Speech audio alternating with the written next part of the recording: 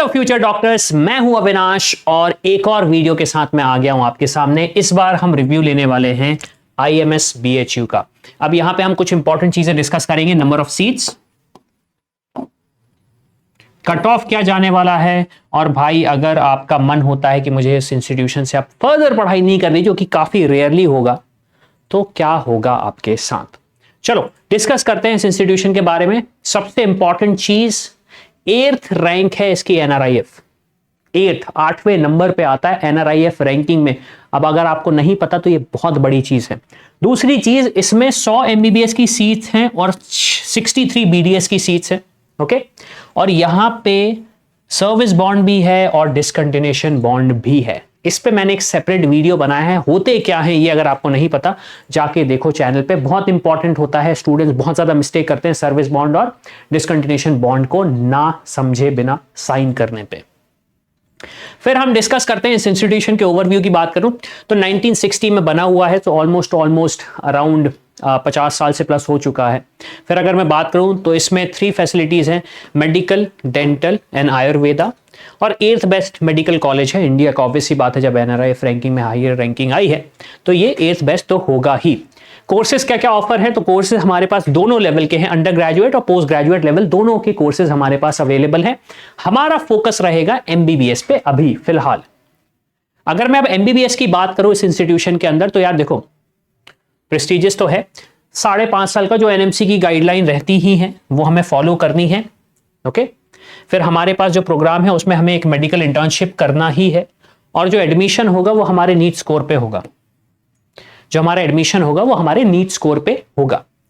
Important चीज जो हमें डिस्कस करना है वो है डिसकंटिन्यूएशन बॉन्ड। डिसकंटिन्यूएशन बॉन्ड का मतलब ये है कि आपको 100 रुपए के स्टैम्प पेपर पे एग्री करना पड़ेगा कि अगर आप यहां पे पढ़ाई फर्दर नहीं करना चाहते तो 2 लाख रुपए आपको पे करने पड़ेंगे। If they leave the course before completing it, if they leave the course before completing it. उसके बाद अगर मैं बात करूं MBBS सीट्स की, तो जो 100 सीट्स हैं ये सारी की सारी सीट्स ऑल इंडिया कोटे पे आती हैं। ऑल इंडिया कोटे पे आती हैं। स्टेट कोटा यहां पे एप्लीकेबल नहीं है, लेकिन अगर आपको स्टेट कोटा का एडवांटेज उठाना है दूसरे इंस्टीट्यूशन में, इसकी मैं बात नहीं कर रहा हूं, तो जाओ जाके पता करो डोमिसाइल सर्टिफिकेट कैसे बनता है, चैनल पे वीडियो है हमारा। अब अगर हम डिस्कस करें cut off, all India cut off 2024 में 700 प्लस जाएगा जनरल कैटेगरी के लिए, OBC के लिए 690 प्लस, SC के लिए 640 प्लस, ST के लिए 620 प्लस और EWS के लिए 690 प्लस। तो आप समझ सकते हो यार कहां पे है हम, कहां पर खड़े हुए हैं, हम कहां पर खड़े हुए हैं। इस चीज को अच्छे से नोट कर लो। हमारा एक प्रिडिक्टर भी है, हमारे पास काफी सारे टूल्स भी हैं, उसमें आपको ये बता सकते हैं कि अगर आपने कोई इंस्टीट्यूशन फिल किया है चॉइस फिलिंग में तो वो आपको मिलेगा या नहीं मिलेगा। वो टूल्स हमने बनाए हैं, जाके डिस्क्रिप्शन में आप जाके चेक करो। तो ये तो हुआ यार कट ऑफ के बारे में डिस्कशन। फीस की अगर मैं बात करूं तो जो फीस है आपकी वो है 1,23,766। जो फीस है आपकी वो है 1,23,766। हॉस्पिटल बहुत इंपॉर्टेंट चीज होती है किसी भी स्टूडेंट के लिए अगर वो MBBS की एजुकेशन में जा रहा है। तो अगर मैं बात करूं हॉस्पिटल की, तो एसोसिएटेड हॉस्पिटल है श्री सुंदरलाल हॉस्पिटल। ओके, ये उनके वाइस चांसलर के नाम पे पड़ा था। जो इनिशियल बेड साइज थी वो 96 थी, जो कि इंक्रीज होकर 927 हो चुकी है, 927 हो चुकी है। और यहां पे अराउंड 40 OPD हैं ऑन एन एवरेज।